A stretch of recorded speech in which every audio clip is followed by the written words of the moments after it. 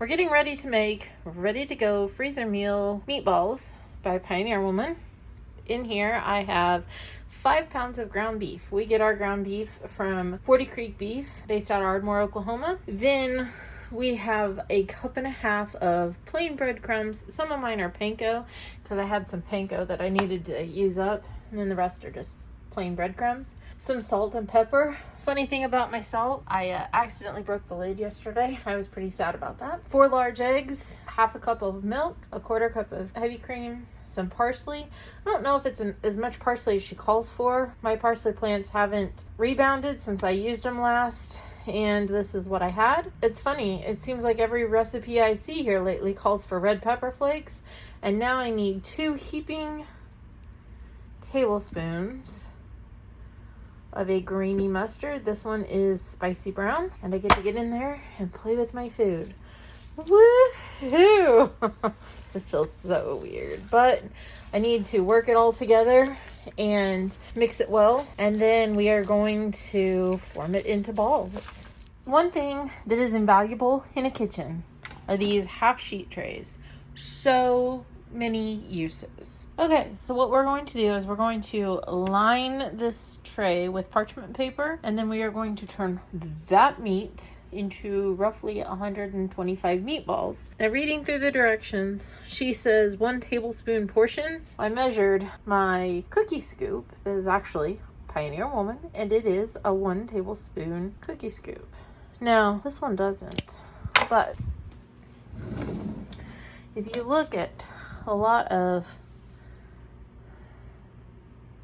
deals, that one says 40.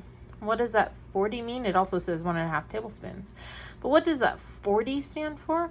Well, that 40 stands for the number of scoops this size you will get out of a 1-quart ice cream container. I had a lady at a kitchen store tell me that, and I believe her because, you know, she played with kitchen tools all day. So anyway, this one's 1.5 tablespoons.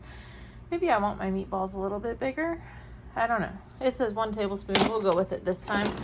And next time we may change it up. Who knows? This is the size meatball. And if I hold it on my fingers, it looks a lot like if she holds it on hers. So I'm going to go with it. And now I get to make meatballs.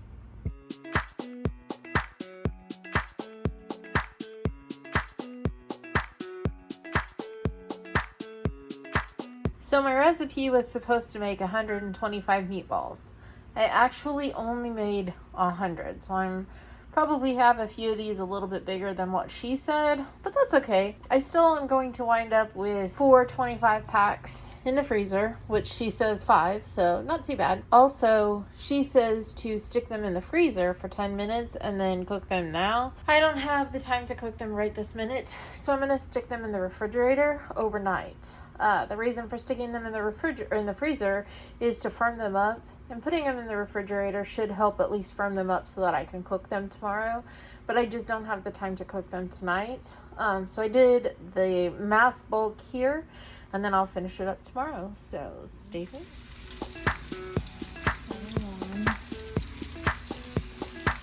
22.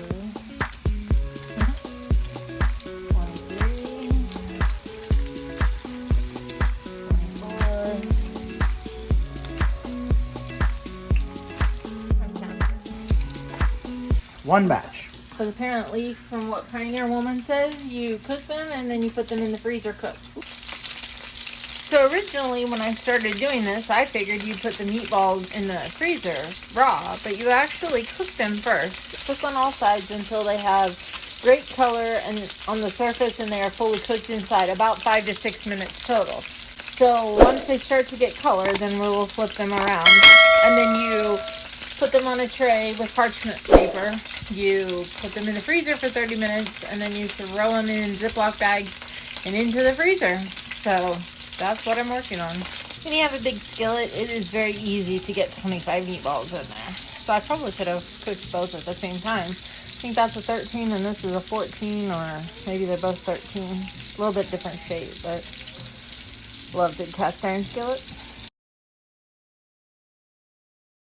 Now I really thought that this sounded like a very good dinner, so this is what I'm cooking for dinner tonight. Sweet and sour meatballs.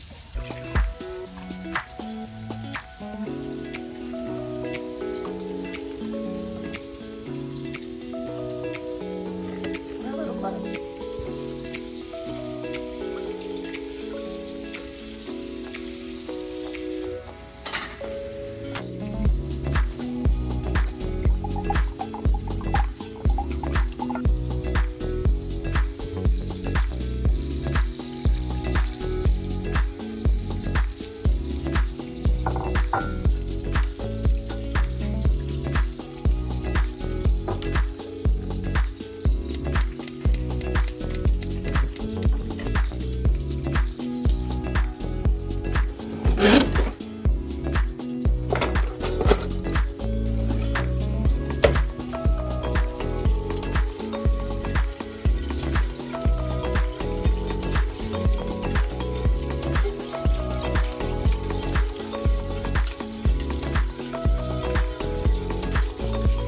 If there's one thing I can screw up faster than anything in the kitchen, it's rice. Just ask my husband.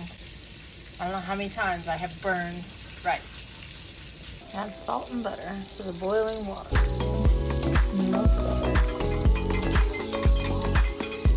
Most people add plain white vinegar. I have rice vinegar here. We're going to put a splash in just because.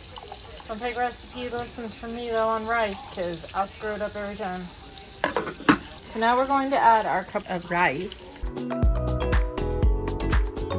Stir with this because that's what I have. Bring it back to the simmer. Then we're going to reduce the heat. We're going to cover it. Ooh, we're not going to drop the lid. Turn to low and let it sit for 17 to 25 minutes or until all the liquid is absorbed. Okay, I have added my cornstarch slurry to my sauce. I moved it back up here so I had a higher burner. Is the back burner is just a simmer burner.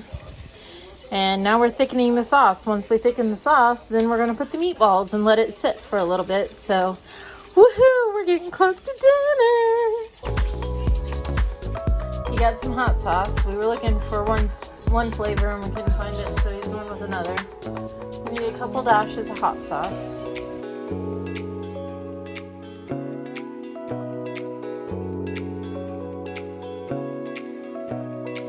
Put the lid on it and let it do its thing to thicken up the sauce.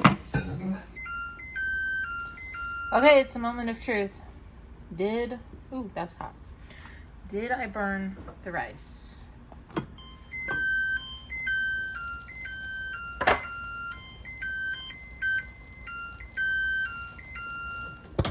I did not burn the rice. Bring the rice over. Gotta find a fork. Look at that. I didn't burn the rice. Okay. And our meatballs are done. So we can remove the lid. Sauce thickened. Now it's time to pour in the pineapple. She calls for a cup of pineapple. I'm gonna use all that because I like pineapple.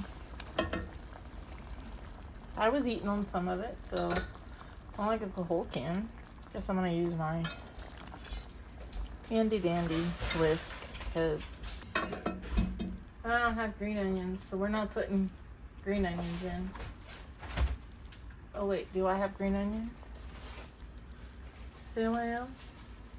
We had green onions, so I cut them up, and that can be put in water and regrow a green onion. So you place rice down. Now, if you look at her picture, she's eating it with chopsticks. Which we happen to have. There you are, my dear. Yum!